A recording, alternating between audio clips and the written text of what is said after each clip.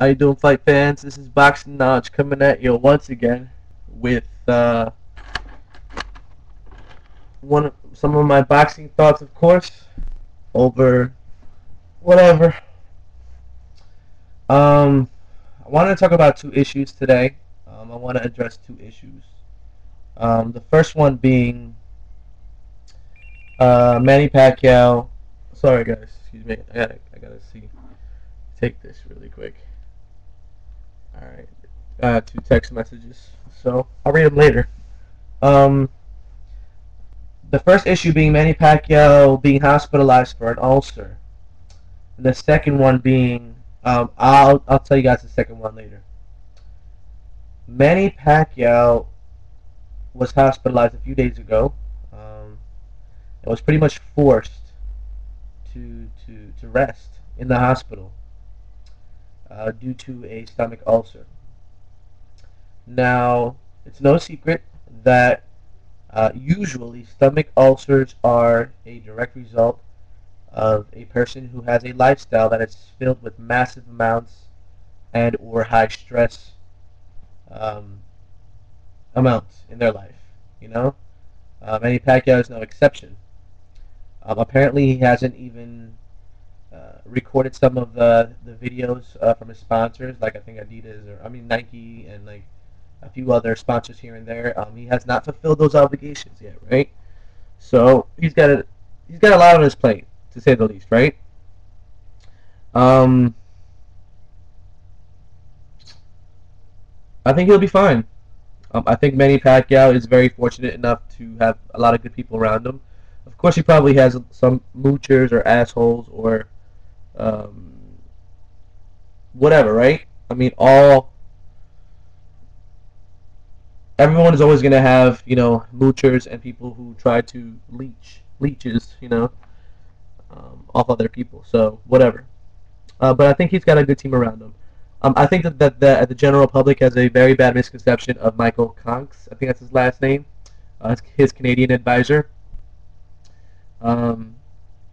He's been with Manny for a long time, and they're like family. And all we know is what the press writes about him. I'm pretty sure that he was involved in that. I believe that he genuinely wants what Manny wants. A lot of people I can imagine are there for handouts, but a lot of people genuinely want what Manny wants. So, yeah, that's pretty much it. Manny Pacquiao will be fine. He's just been forced to rest. Stomach ulcer is no big deal. Excuse me. Stomach ulcer is no big deal. So, we'll see. Now, I had to address the issue because I got a few messages in my inbox. As I mentioned earlier before, I have a very large Filipino subscriber base, so I'm always going to address those issues first. But secondly, I want to address my personal issues. I mean, what the fuck is going on in the junior welterweight division? All right. First, the potential mini super fight. I'll even say mega fight, but mini super fight between Marcos Maidana and Timothy Bradley falls apart because Marcos Maidana hurt his back. That seems to be the trend nowadays, to pull out of fights stating that you have a back injury. David Haye did it. Who delayed? I think Andre Ward delayed, I want to say, his bout with Alan Green. Just a lot of people have been using injuries, especially back injuries, to pull out of fights. It's just been an ongoing trend ever since I can remember. I think Tommy Hearns hurt his baby pinky during sparring. They postponed the fight, and Marvin Hagler was furious. Anyway, but yeah. First that happens, right? Now, so I'm thinking, okay, great. I've been hearing a lot of buzz about Zab Judah, descending to junior welterweight and fighting, Devon Alexander for the unified championship. I mean, that would have been a great fight. Okay, a lot of people can argue that Zab Judah is faded and that he's not the same. Zab Judah is still Zab Judah, guys. People will pay to see Zab Judah fight because he's so talented. All right, and okay, fine. he did drop a 9-round technical decision to Joshua Clottey for the vacant IBF welterweight championship. But since then, he's won 2 straight. Yes, against faded opponents. But still, Zab Judah is really his name. I mean, he can line up just because he's Zab, just because I believe he's a 2-time junior welterweight titleist, and I also believe he's a former undisputed welterweight champion of the world. I mean, that's crazy, right? But anyway, because he's Zab Judah, he can secure a big fight.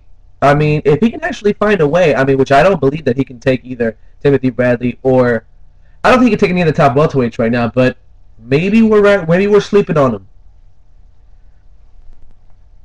Maybe we're sleeping on Zab. Maybe Zab still has a few virtuoso performances in him.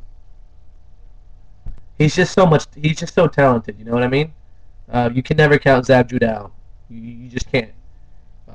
Especially since he's looked impressive in his last 2 fights, even though again they've been against faded journeymen. He's still got it.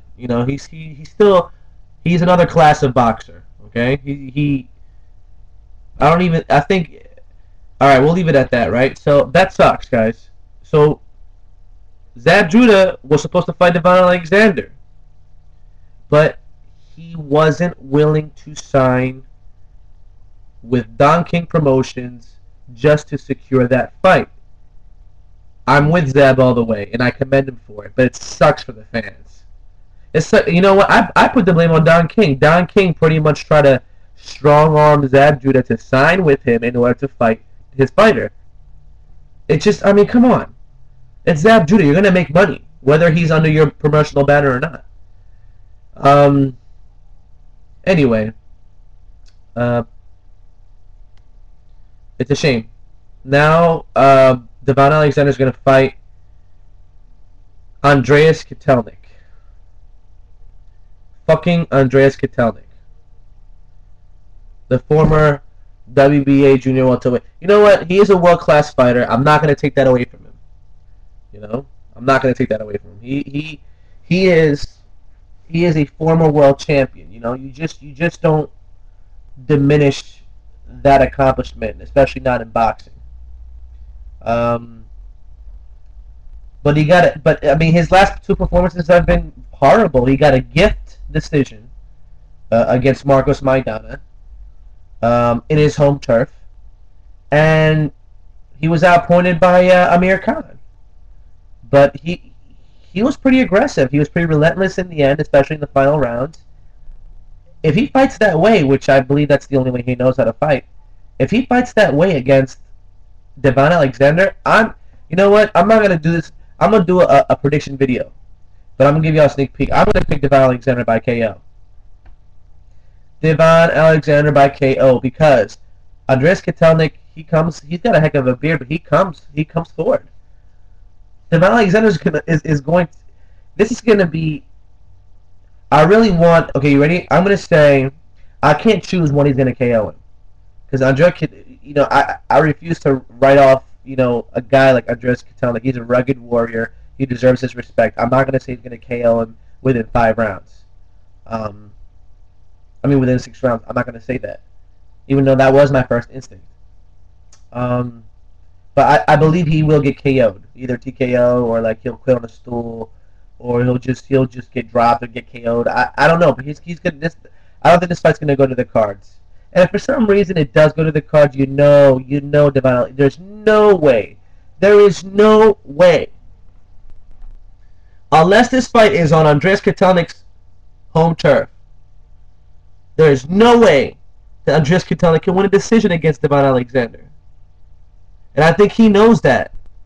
That's why I think he's just going to let those bombs fly. I think it can be an exciting fight, but you know what? You guys choose. Who would you rather choose to see fight? Devon Alexander and Zab Judah, or Devon Alexander and fucking Andreas Kotelnik, man? Anyway, kind of sucks, but that's all. I'm out of time. Remember, leave a comment. Don't forget to subscribe. And remember, boxing is intelligence. Don't ever let anyone tell you otherwise. See you guys.